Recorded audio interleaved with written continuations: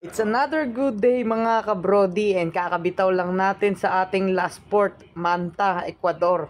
Ngayon mga kabrody, nagkaroon muna tayo ng safety meeting dahil ang ating barko ay magda-dry dock. So bago mag-dry dock ang ating barko, nagkaroon muna tayo ng meeting dito sa bridge and mag-prepare kami para sa aming drill. Meron kaming mga drill ngayon mga kabrody para kung sakaling may inspection sa dry dock, ay ready ang mga crew at alam nila ang kanilang mga duties and responsibilities na gagawin in case na may mag-inspection. Kaya okay na okay mga kabrody. Ang una namin gagawin mga kabrody, spy drill sa engine room mga kabrody. At ito, takbo ang mga crew. Kunyari may sunog sa engine room, ano ang aming gagawin? So, meron dyan mga nagbubuhat ng mga iba't ibang gamit. Merong may dalang stretcher para sa mga i-rescue kunyari. Merong may dalang firefighting equipment. Meron dalang BA. May dalang kung ano-ano mga kabrody. So, yan. Takbuhan kami sa engine room hanggang makarating kami sa steering gear room.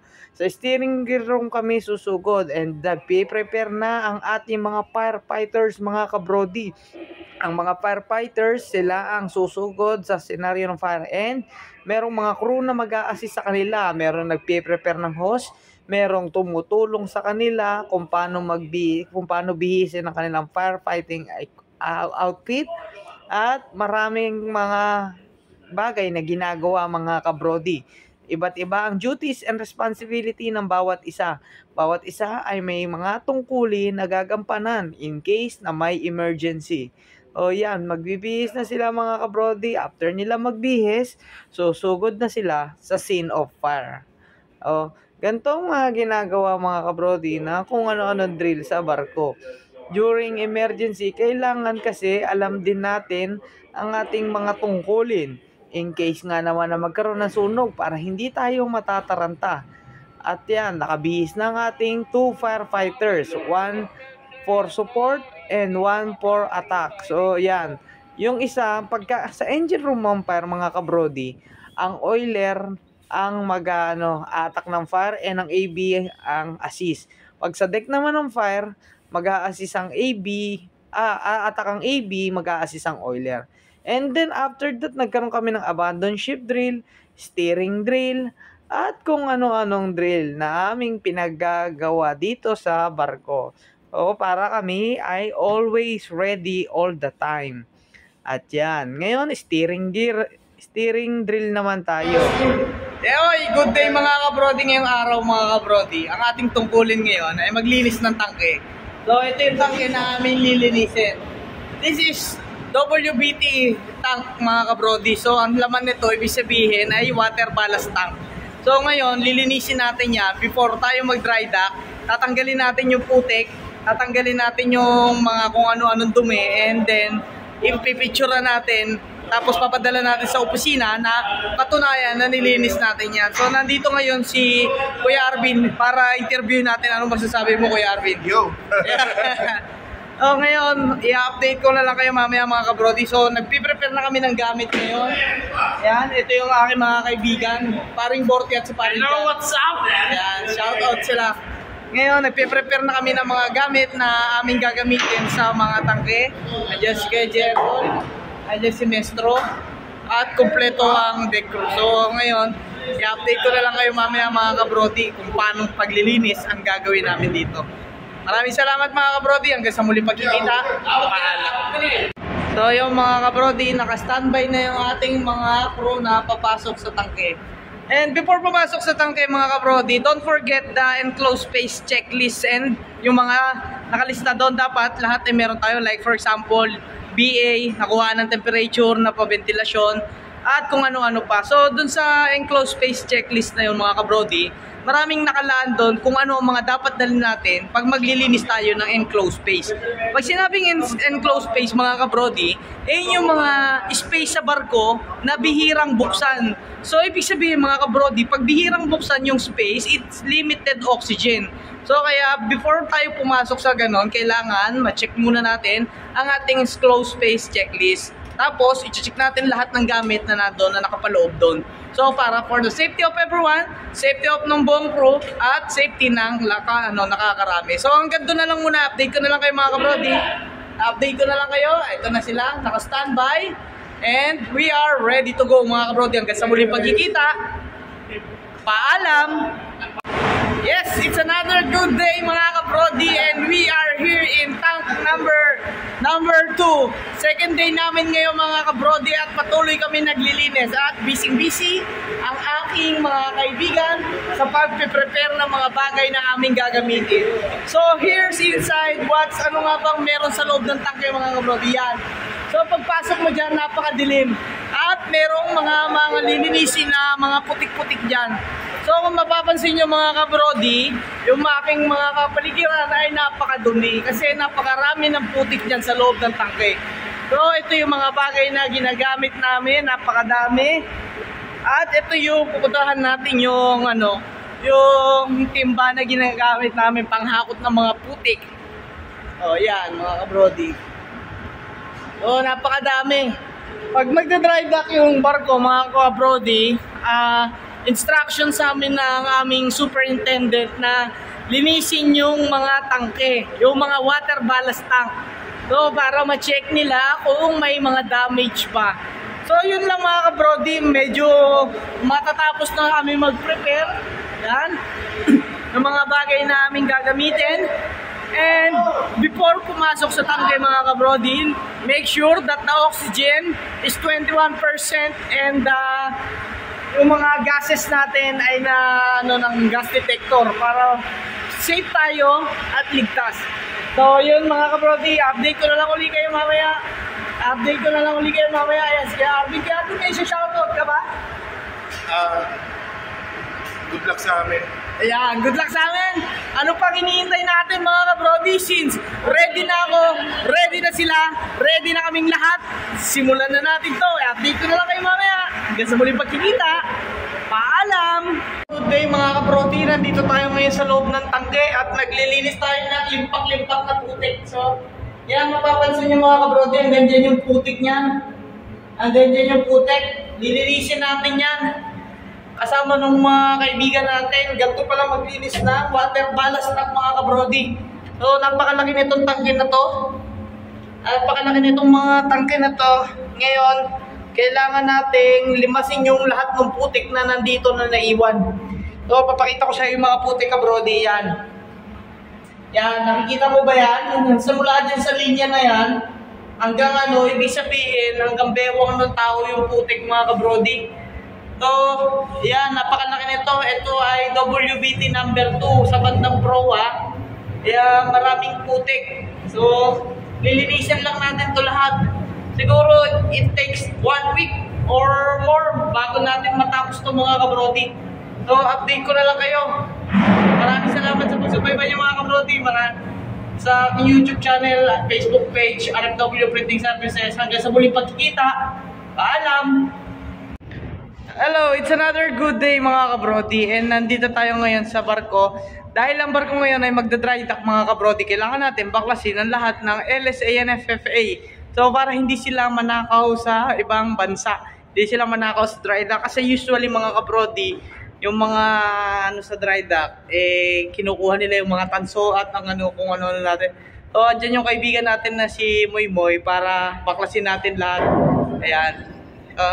Pabaklasin lang lahat namin ng fire extinguisher and fire hose, saka yung mga nozzle mga kabrodi, isi-secure namin sa tamang lagayan na sa ganun ay hindi siya mawala. I-update ko na lang kayo mamaya mga kabrodi pag nabaklas na namin. Yon, good day mga kabrodi. So nahakot na namin ni parang mo yung mga fire extinguisher. Hindi lang ito lahat yung mga kabrodi, sa dalawang bodega pa lang natin yan. Kasi meron tayo dito total na 281 fire extinguisher. Yan si parang mo. Ano masasabi mo, Moy? Yo! Yun lang. Meron tayong 280 na fire extinguisher dito sa buong barko. So, kailangan natin kolektahin lahat yan. So, wala pa sa 1/4 yan mga kabrodi. Nasa mga 30 pieces pa lang yan. So, ubusin natin yan konti-unti hanggang sa matapos. Update ko na lang kayo mamaya mga kabrodi. Hanggang sa muling pagkikita. Paalam! Hello mga kabrodi. Ngayong araw kabrodi, nakakot na namin yung limpak-limpak na fire extinguisher sa bodega. Yan na sila. So, kulang pa rin yan mga kabrodi. Nasa 8 bodega pa lang yan. And kailangan natin ng 280 na fire extinguisher na makukonekta. So, ngayon, meron pa tayong 8 bodega. It's about mga 200 plus pa lang yan mga kabrodi. And then, ayan na. Ito yung mga fire hose, fire nozzle, at kung ano-ano na ginagamit natin sa LSA and FFA. Ganito mga ginagawa ng mga kabrodi pag magda-dry dock. So, i-update ko na lang kayo sa mga panibagong vlog. Hanggang sa muli pagkikita. Paalam!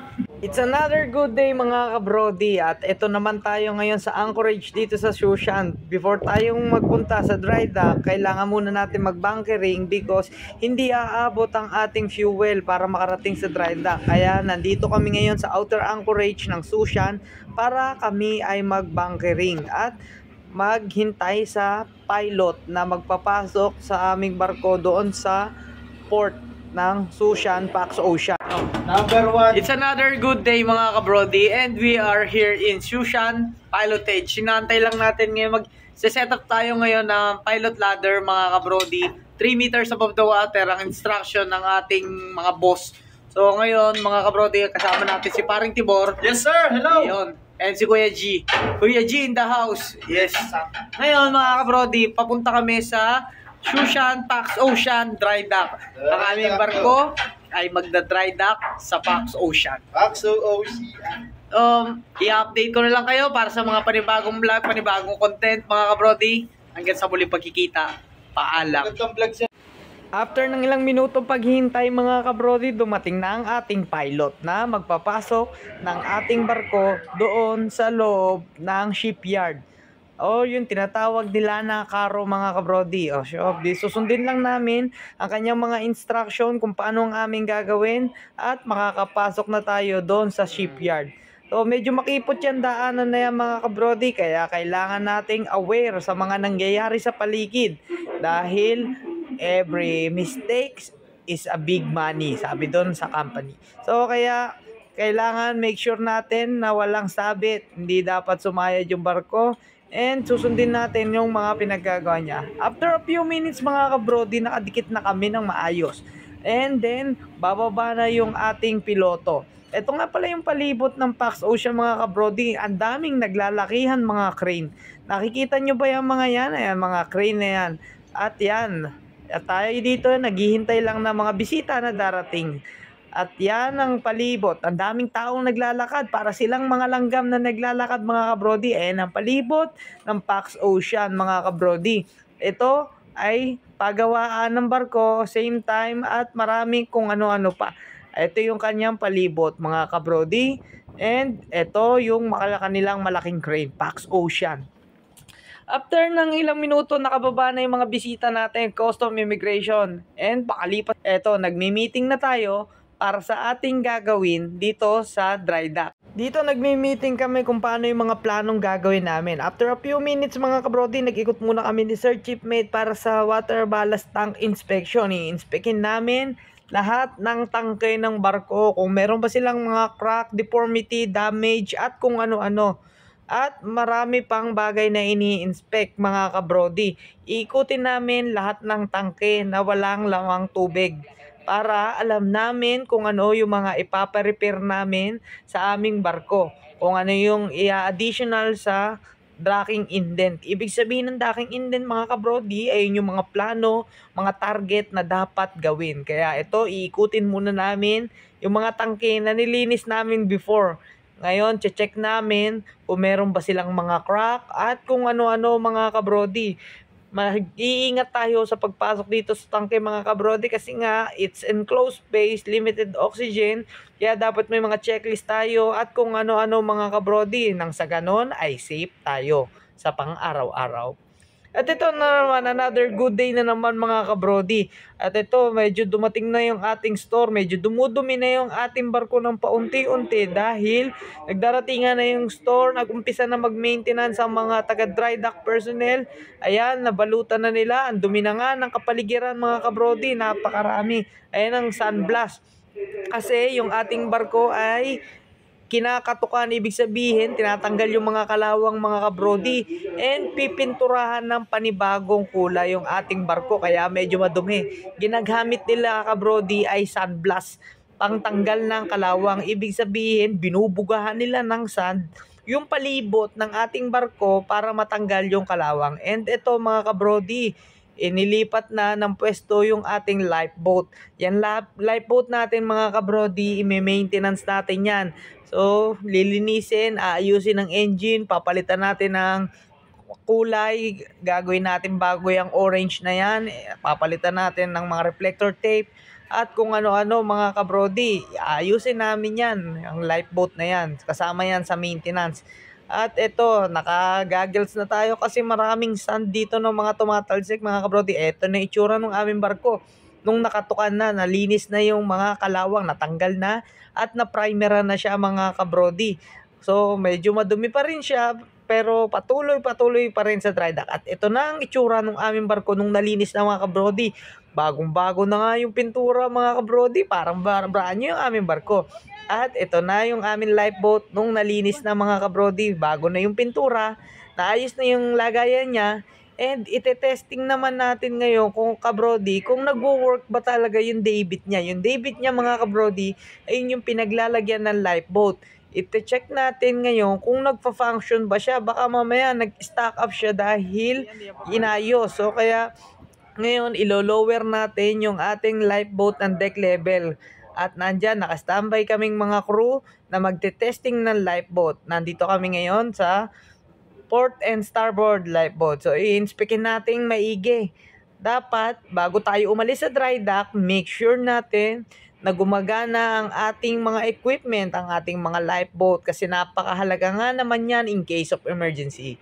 Ayan, na-testing na, nagalaw na ang ating lifeboat. Ibig sabihin, good condition ang ating lifeboat kasi gumalaw yung kanyang David arm.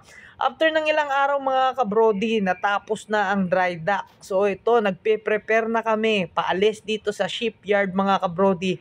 Makalipas ang 7 araw, natapos na. Naglalagay na sila ngayon ng tubig mga kabrody. Pinalutang na yung ating barko. Nakikita nyo before nag-video ko na wala na siyang tubig. Ngayon may tubig na siya mga kabrody. Hinihintay na lang namin dito kung hanggang kailan matatapos punuin yung pinaglalagyan ng barko, and lulutang na siya mga kabrody, and aalis na tayo dito sa shipyard.